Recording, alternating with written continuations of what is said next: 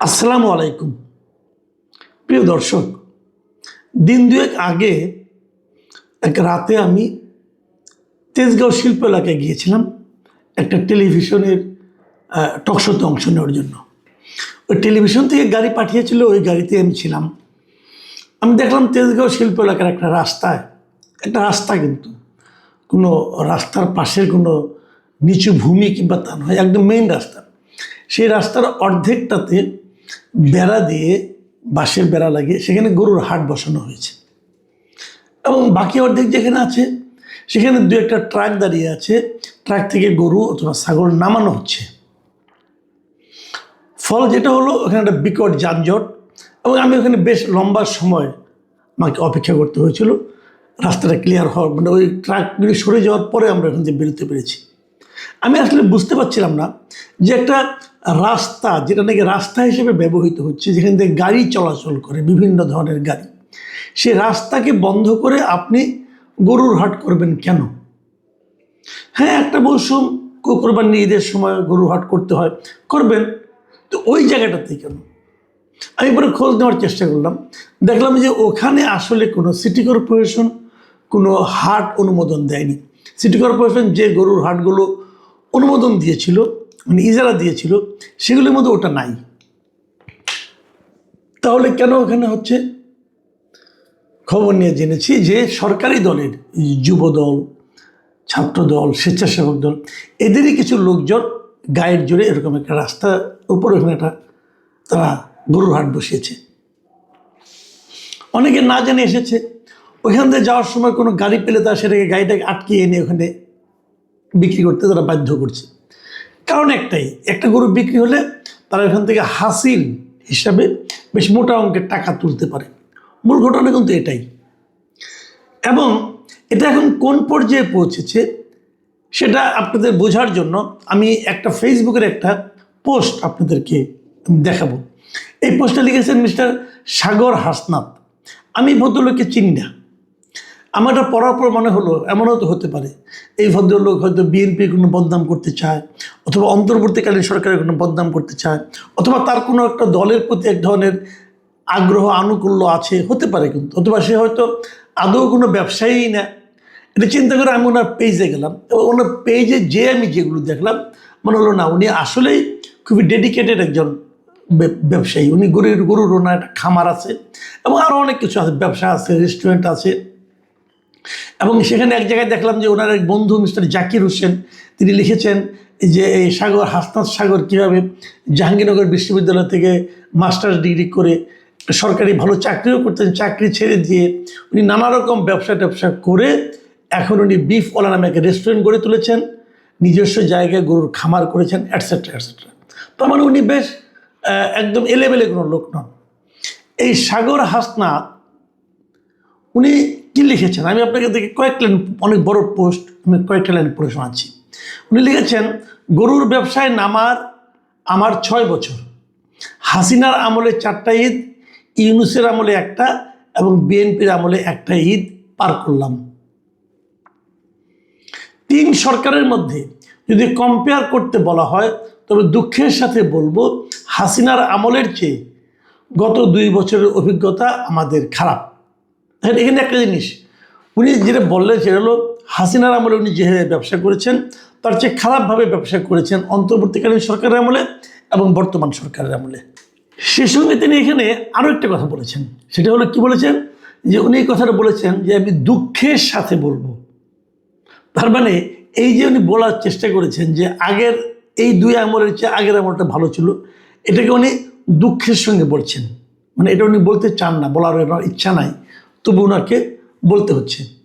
এবং তারপর উনি বিএনপি আমলে যে এই যে চাঁদাবাজিটা হচ্ছে গরুর খামার নিয়ে, উনি ঘটনাগুলি বর্ণনা করেছেন। এবং বর্ণনা করার আগে আমি ওনাকে বিএনপি আমলের এই কর্মকাণ্ডগুলি কীভাবে বর্ণনা করেছেন, উনি বলেছেন যে মানুষ যখন মশারির মধ্যে থাকে তখন কিন্তু মশারির ভেতরে 2-1টা মানে মশা থাকে। এই মশাগুলো রক্ত খেয়ে একদম টইটুম্বুর হয়ে যায়।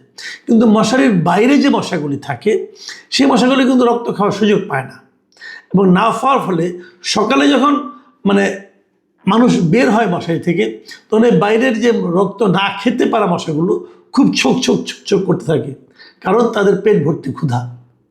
উনি এভাবেই বিএনপির এখন যারা চাঁদাবাজি করছে তাদেরকে মশারির বাইরের ওই খেতে না পাওয়া মশার সঙ্গে তুলনা করেছেন। ভাবুন একটা। এবং উনি তারপর নিজের কাহিনী বলেছেন যে বসিলাতে ওনার গরুর খামার, এবং সেই খামারে কি হয় উনি বলেছেন যে আগে যেটা হতো মানে হাসিনা আমলে, যে খামারে যারা গরু বিক্রি করে, খামার থেকে কিন্তু আজকাল অনেকে গরু কিনে হাটে না যেয়ে, সেগুলো কোনো হাসিল দিতে হতো না, তো লোকজন যে খামার থেকে নিয়ে আসতো। আসলে হাসিল বিষয়টা কি এটা একটু বলা দরকার।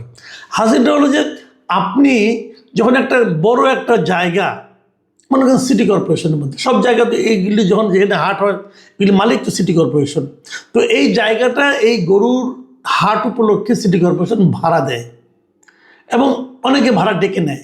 ডেকে নেওয়ার শর্তটা হলো ওটাই যে ওনারা ভাড়া নিয়ে ওখানে যত গরিব বিক্রি হবে তার থেকে একটা নির্দিষ্ট পার্সেন্টেজ ওনারা চাঁদা হিসেবে নেবেন, মানে হিসেবে এই যে গরুটা বিক্রি করলো, 2 দিন এখানে থাকলো ভাড়া, এগুলি এটাকে বলা হচ্ছে হাসিল। এবং এর সঙ্গে এটা আরও একটা কারণ আছে যে এই গরুটা যে আসলে একজন থেকে আরেকজন কিনেছি, এটা তো একটা ডকুমেন্ট থাকা লাগে। যদি কেউ বলে আমার গরু আপনি চুরি করে নিয়ে আসছেন, এই জন্য এই ডকুমেন্টটাও তারা কিন্তু যারা বিক্রি করেন তারা এই হাসিলটা দেন। গরু কিন্তু একজন বিক্রি করে আরেকজন কেনে, কিন্তু ওই যে হাটটা ওখানে যে সাজিয়েছে তার মাধ্যমে কিনে, মানে তার কাছে রেজিস্ট্রেশনটা করতে হয় যে অমুক বিক্রেতা অমুক ক্রেতা, এবং যিনি ক্রেতা উনি একটা পরিমাণ অর্থ ওই ইজারাদারকে দেন, এটাই হাসিল।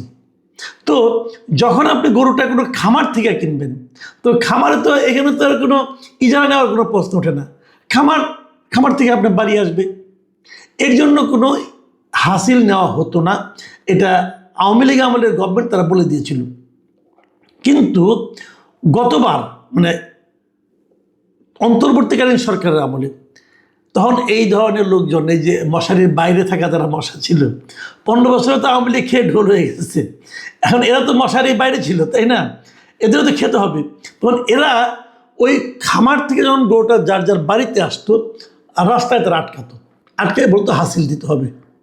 এই যখন কাজ শুরু হলো তখন কিন্তু ওনারা খামারের লোকজন ওই রকম গরু নিয়ে আসার সময় সেখানে সাইনবোর্ড টানাতো যেটা ইয়ের থেকে নেওয়া হয়েছে, খামার থেকে নেওয়া হয়েছে, অমুক তমুক, এই ধরনের সরকারের প্রজ্ঞাপনগত আছে যে এটা হাসিল নিতে হবে না।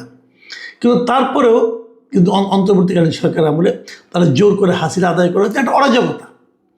যখন বিএনপি সরকার এখন আসলো, এখন তারা আশা করেছিল যে এই ধরনের ঘটনা পুনরাবৃত্তি হবে না, খামার থেকে নিতে পারবে। কিন্তু এবারের অবস্থা আরও খারাপ। এবং এই ভদ্রলোক উনি নিজের একটা অভিজ্ঞতা বর্ণনা করেছেন যে পঞ্চগড় থেকে ওনার কয়েকজন কসাই আসতেছিল, সেই কসাইরা কয়েকটা ছাগল নিয়ে আসছিল, সেই ছাগলকে কীভাবে জোর করে একটা খামারে ঢুকিয়ে দেওয়া হয়েছে।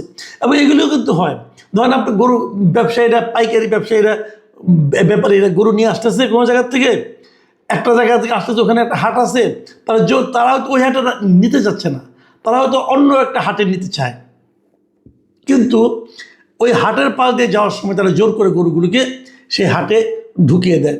এরকম নৌকা নিয়ে হয়, যখন নৌকাতে গরু আনে সেগুলো তারা একই ব্যবস্থা করে।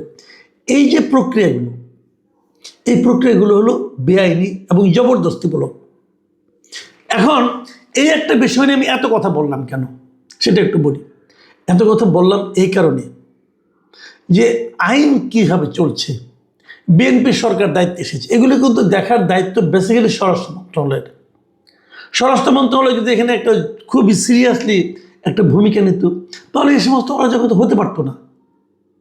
স্বরাষ্ট্র মন্ত্রণালয় এই সমস্ত ব্যবস্থা নিচ্ছে না, অরাজকতা হতে দিচ্ছে, তাহলে আইন শৃঙ্খলাটা থাকে কোথায়? দেখুন, কেবল একটা শিশু নির্যাতিত হলো, একটা ধর্ষণ হলো, এটাই কিন্তু আইন শৃঙ্খলার প্যারামিটার নয়। আইন শৃঙ্খলার প্যারামিটার আরও অনেক গভীরে। এগুলো তো বড় ঘটনা, ছোট ছোট ঘটনা যেগুলো ঘটবে, চাঁদাবাজি হবে, একজন দলীয় লোক যে একজনকে থাবা দিয়ে নিয়ে আসবে, তার গরুটাকে এখানে জোর করে এক জায়গায় ঢোকাবে, এই যে ছোট ছোট বিষয়গুলো, এগুলো হলো প্যারামিটার। এবং কে করছেন ওনারা? দেখুন, যে ভদ্রলোক এই কথা লিখেছেন, এই পোস্টটা দিয়েছেন, উনি কিন্তু এমনভাবে শেষ করেছেন, আমি ওটা আপনাদের একটু পড়ে শোনাই শেষের দুটো প্যারা। তিনি লিখেছেন যে বিদেশে যাওয়ার অসংখ্য সুযোগ থাকা সত্ত্বেও আমি দেশে থেকে যাওয়ার সিদ্ধান্ত নিয়েছি এবং এই বিশ্বাস লালন করি বাংলাদেশ হচ্ছে ব্যবসা করার খুব ভালো একটা জায়গা। এদেশে যদি ব্যবসা করা না যায় তবে আর কোনো দেশে ব্যবসা করা সম্ভব নয়। বিগত 11 বছরের ব্যবসায়িক জীবনে অদ্যাবধি এই আশা অটুট আছে। বিএনপি সরকারের প্রতি অনুরোধ, আমাদের এই বিশ্বাস ভঙ্গের কাজটি করিয়েন না এবং আমাদের মুখ থেকে বের করায়েন না আগেই ভালো ছিলাম। একজন জুলাইজীবী হিসেবে এর চেয়ে কষ্টের কথা আর দ্বিতীয়টি হয় না। মানে উনি নিজেকে জুলাই যোদ্ধা বলতে চেয়েছেন, জুলাইজীবী শব্দটা আসলে ঠিক না, যাই হোক উনি হয়তো স্লিপ অফ পেন লিখে ফেলেছেন। তো উনি বলছেন উনি জুলাইয়ের সঙ্গে, জুলাইয়ের যে আন্দোলনটা ছিল হয়তো সেই আন্দোলনের সঙ্গে উনি ছিলেন, কিন্তু উনি বলতেছেন যে অবস্থা যেমন চলছে হয়তো ওনাকেও বলতে হতে পারে যে আগে ভালো ছিলাম। এবং উনি বলছেন যে এই কাজটা যেন আমাদের মুখ থেকে যেন বের না হয় এই জন্য সরকারকে উনি সচেতন করতে চেয়েছেন। প্রিয় দর্শক, এই জায়গাটাতে কথা সরকারকে কেয়ারফুল হতে হবে।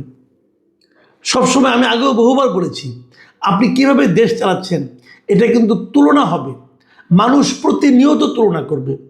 যেমন যখন চাল কিনতে যাবে মানুষ বলবে আগের আমলতে এত করে চাল কিনেছিলাম। মানুষ যখন তেল কিনতে যাবে তখনও বলবে আগের আমলতে এত করে তেল কিনেছিলাম। মানুষ যখন গরুর হাটে যাবে তখনও সে তুলনা করবে যে আগের বার এত করে গরু কিনেছিলাম। যে গরু বিক্রি করতে আসবে সে বলবে আগের বার হাসিল দেওয়া নিয়ে আমার এই ঝামেলা হয়নি, এবার হচ্ছে।